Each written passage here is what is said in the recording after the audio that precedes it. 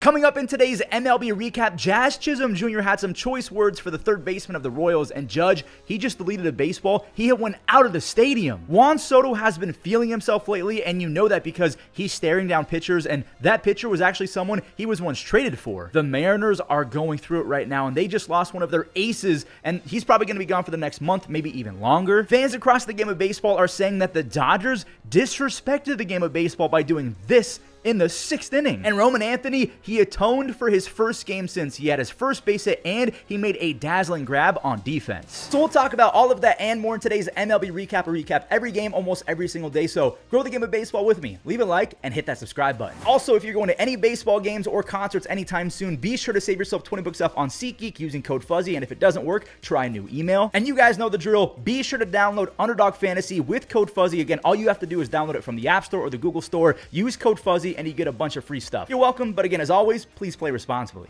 So before we talk about the games from yesterday, two small updates. 37-year-old Craig Kimbrel, he's staying in Major League Baseball, kind of. He just got picked up by the Rangers on a minor league deal. They're going to try and fix him like they've done with Patrick Corbin, Tyler Mahle, Hobie Milner, and others. Please, Rangers, get that fastball giddy up there and some movement back, because if they can do that, he actually could be pretty good. But then again, temper your expectations. He's 37. Dang, this is a big loss for a Giants team who's playing really well. I think they're on a 5 or 6 game winning streak. Matt Chapman, he is going on the IL with a hand issue. He says that hand inflammation is going to make him miss 10 plus games, which sucks because he had 12 home runs, a 133 OPS plus, and because he's Matt Chapman, Gold Glove defense again. And I just wanted to mention that Matt Chapman is almost at 41 WAR for his career, even though he barely has 950 base hits. That's how good he is with the defense and with the extra base hits. Staying with the Giants, I completely forgot to mention that Lamonte Wade Jr. was traded to the Angels from the Giants, and we have a fun pregame moment for his new team. Nolan Schanuel dabbed up Denzel Clark. He was maybe giving him props or some crap for that catch of the decade. Jose Soriano, he went crazy on the bump. He had 12 strikeouts over 7, just 2 base hits. He's kind of been the Emmanuel Clase of starters because he throws gas, but he usually doesn't strike out a bunch. That changed in this one. Now, he did allow a run on a double to Brent Rooker, but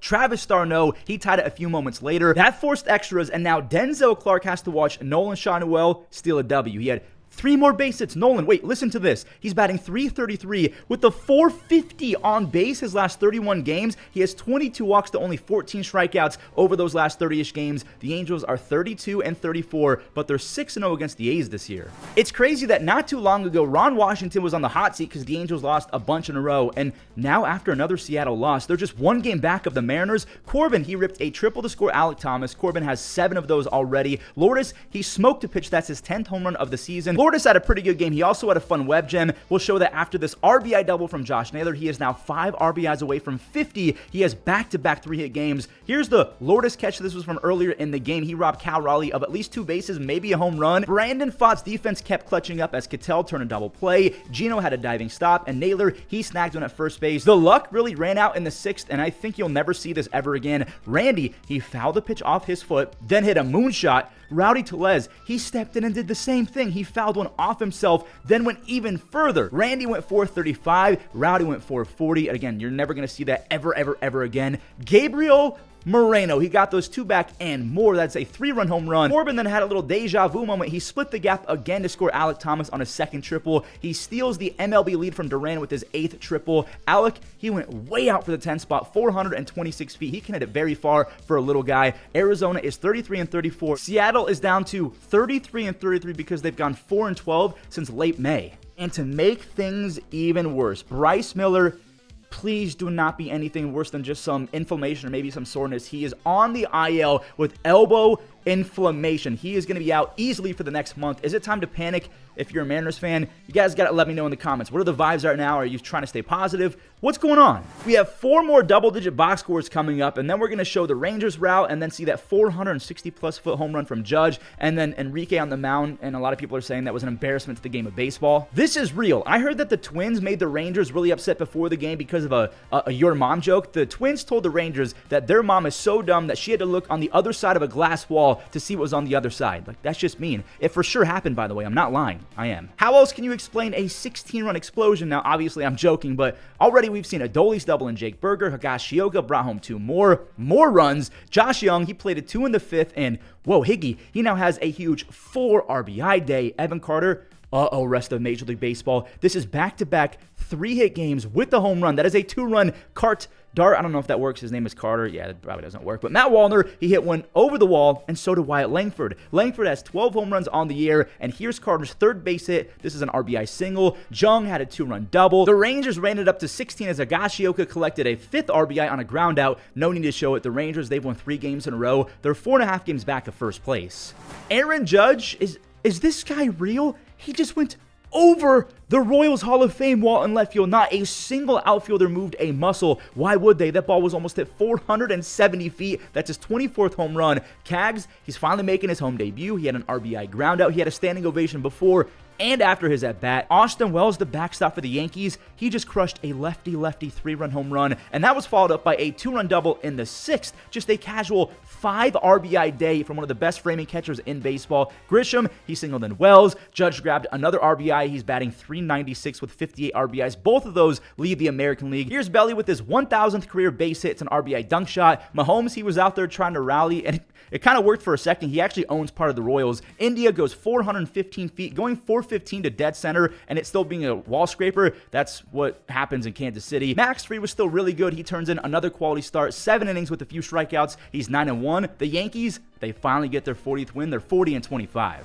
Now, in that game, I do want to show Jazz Chisholm Jr. He got on, and then he stole third base. He did not like the tag attempt from Maikel Garcia. The camera picked him up saying this. He said something along the lines of, I'm going to tell you one more time. I think he's talking to his third base coach. If he tags me like that one more time, I'm going to smack the you-know-what out of him. He didn't say you-know-what. He said, you know what he says. Jazz was actually removed from the game with neck tightness. That's how hard the tag was. And after the game, he said that Maikel Garcia is the only one that the Yankees ever have problems with. And then Maikel said it's all talk and he's waiting for the smack. To me, this all stems from last year's ALDS when Garcia had a hard slide into Anthony Volpe and Jazz. He came in and started chirping. So what do you guys make of all of this smoke that Jazz has been wanting lately? First, he wanted to go at the Red Sox, and then he wants more smack talking. Now he's smack talking even more. Do you think that Jazz is doing too much, or do you think that it's just him being him? Freddie, is this back-to-back game starting off with a home run? Nope. Jackson, he timed the leap perfectly. He saves Dylan Cease. Dylan Cease, he really had to save himself in the third. He walked the bases loaded to Oscar. He's up, and he got him to chase. That was LA's only chance at taking over because the momentum fully swung to the Padres side. Tatis, he's on his horse. He skated around from first to score on the rise double. Manny singled in Luis to make it an 8-game hit streak, and Jackson, he showed off the speed again. He used it to make a web gem, and now he's splitting the gap for an RBI triple. Manny,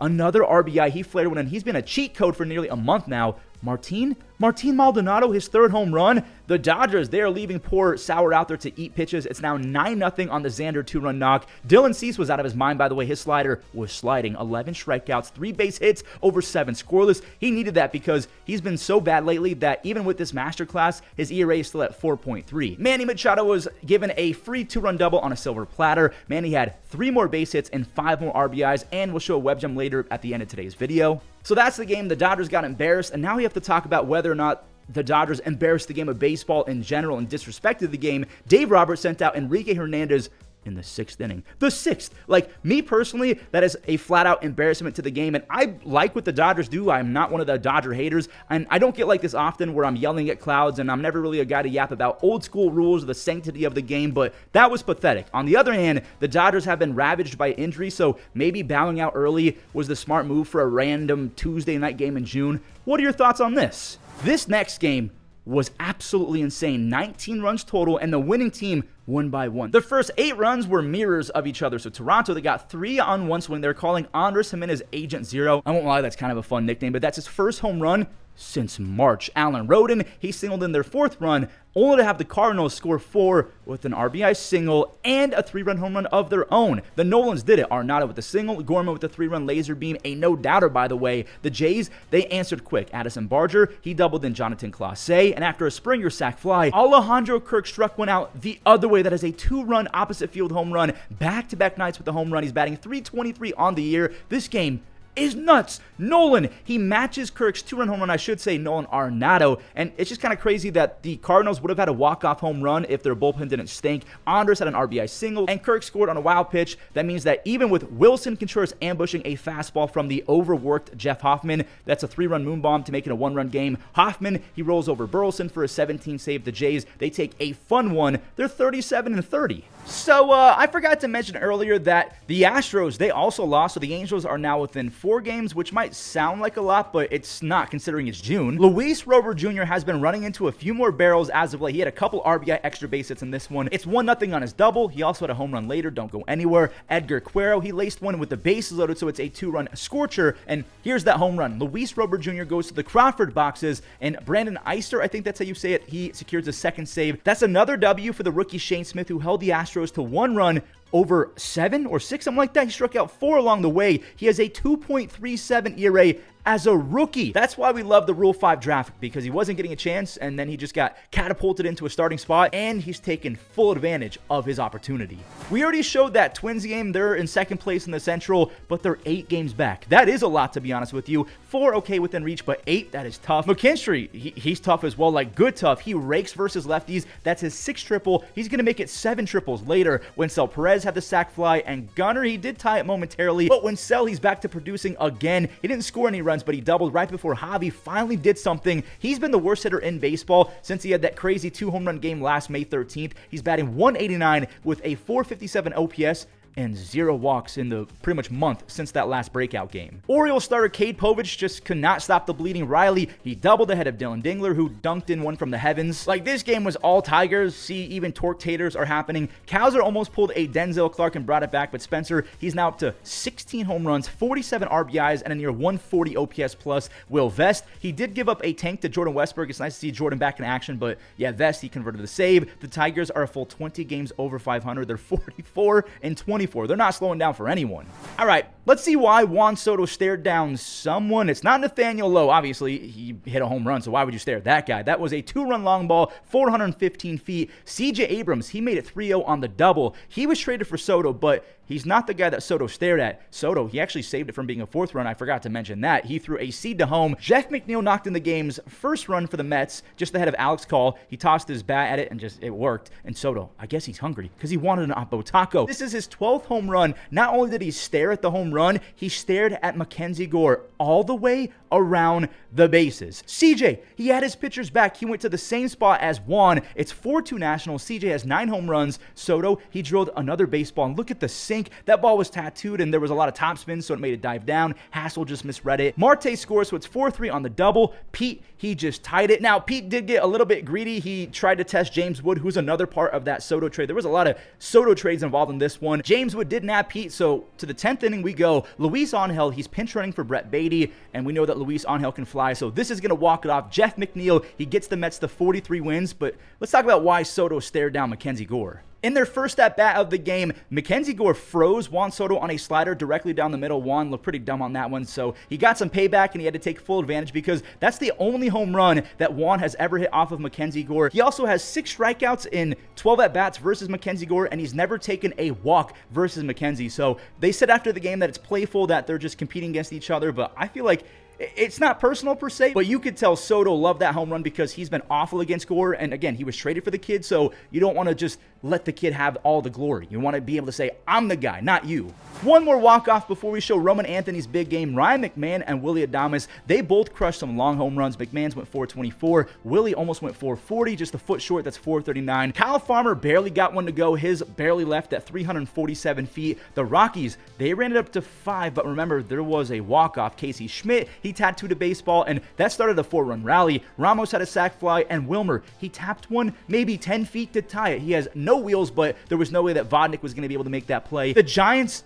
are now winning. Adames, he scores on the Yaz base hit. It's 6-5, and here comes the former Giant, Tyro, he popped it up. I lied. There's no walk-off. The Giants, they storm back for their 6th win in a row. They're 39-28. They're not slowing down either. Roman, here we go. The Roman Empire has officially begun. His first base hit in the big leagues is a 2-run broomstick double the other way. Like, actually, he needed a broomstick to reach that pitch. That was way outside. So cool to see his parents in attendance. His mom was teary-eyed. I think the whole family was right by the dugout. Lucas Giolito struck out a few over 6 innings of 0 earned run ball. The Rays did get 1 on a heat-seeking Yandy single, but again, it was unearned. Now, check out Roman Anthony with the sliding grab in right field. I mean, that's not the best catch I've ever seen, but he's a rookie, remember? He's trying to get used to big league baseball as fast as he possibly can. And Trevor Story, he just delivered one of the best bat flips you will ever see. I mean, okay, I shouldn't say ever, but at least this year. Like, that was the auto flip home run. He now has a multi-hit game in 4 straight games, which is crazy because he was so horrific that a 9-hit, 8 RBI barrage over the last few days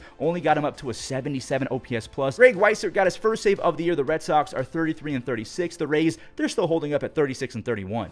We have 5 home runs coming right up in this Cubs and Phillies game, Dansby. Swanson, he drove the home run in an 0-2 count, so he fights back. That's his 12th home run. Max Kepler, the Phillies are up a run on the 2-run skyscraper, and that didn't last long. Ian Happ, he hammered out his first of 2. He ties it, and Michael Busch, he stole the lead back with a mammoth, perfect 442-foot home run to the bullpen. He has 11 home runs and a 150 OPS plus.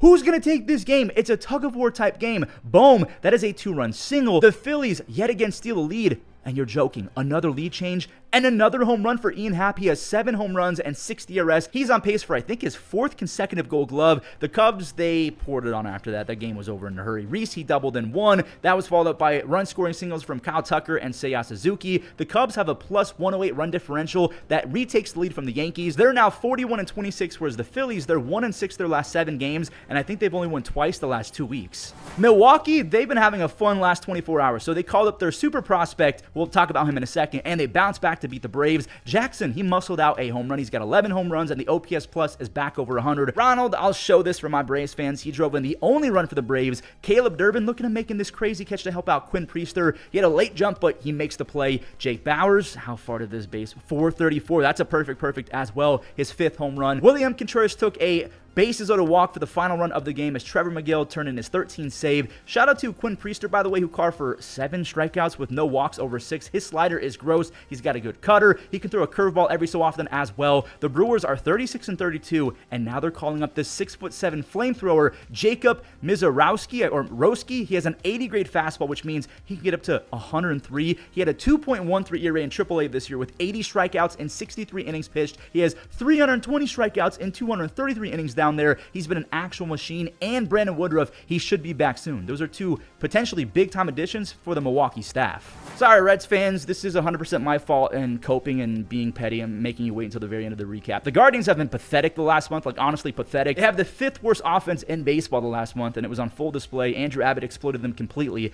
Andrew got a lot of help from his outfield defense. TJ, he stole a double from David Fry, and Slade, I'll tip my cap to Slade Ciccone. He had 8 strikeouts through 4. Unfortunately, this lone run is going to cost them the L. Spencer Steer, that 1 RBI was all that Abbott needed because the Cincinnati outfield, again, was not letting anything drop. I was watching live, and this catch made me get out of my seat. I was like, whoa, Jake Fraley with the full extension super dive. Nolan Jones, I'm going to show this for my sanity. You don't see outfield assists like this very often, but that was a seed to home plate. Abbott, he struck out 5 over 8 scoreless, and after walking Kwani, he got David Fry to ground into a double play in the 9th. Jose singled, and I thought that Silos had it. The cameraman should be fired for baiting me like that. Not the first time we've been baited. I'm talking about last year's postseason as well. Andrew Abbott goes CG shutout. He has a 1.87 ERA in 11 starts. The Reds, they're a perfect 5-0 against the Guardians this year, and they're looking for a clean sweep of the Ohio Cup. Miami fans could have been told that this game was played at the gates of heaven, and I think they would have believed you. That's how heavenly this win felt, because sure, Nick Fortes crushed a 2-run home run, and O'Neal Cruz sliced the throw to home that ended up 15 feet up the third baseline to give Miami another run. But the story of the game was Sandy. He goes 6 scoreless. We're talking about the 2023 Cy Young winner. 6 scoreless, only 3 base hits. That's back-to-back quality starts, which is big time because he's been utterly useless to begin 2025, but again, back-to-back quality starts, that could mean that his trade value is creeping back up, which again is big for the Marlins. They're not keeping him. Sandy retired the final 10 buccos that he's faced, and Corbin, he hit one off the Miami pen. That's his first home run since the home opener in April. O'Neal, he pimped one to outer space. He's got 13 home runs, 23 stolen bases, and by the way, 38 walks, so he's supporting a very nice 350 on base. Calvin Foucher, the closer for the Marlins, had a scary 9th, but Corbin Hayes, I know he had the home run, but he flat out sucks. He has a 61 OPS plus his last 159. That was a ball at his eyeballs. The Marlins are 25-40. The Pirates are 27-41. So their winning streak is over. We talked about a lot in today's recap, so don't forget to leave some feedback in the comments down below. And also, don't forget to use code Fuzzy on SeatGeek as well as Underdog Fantasy. That does it. Enjoy the web gems. Sweeper into center field. Robert Jr. charging. Into his second start of the season. That one off the pitching mound. A play for Luis Urias.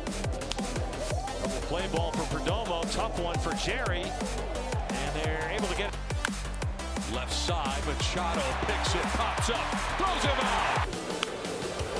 He bunts it in the air, and Santana. Bouncing balls, Kingery with a backhand pick, a bobble, and still in time.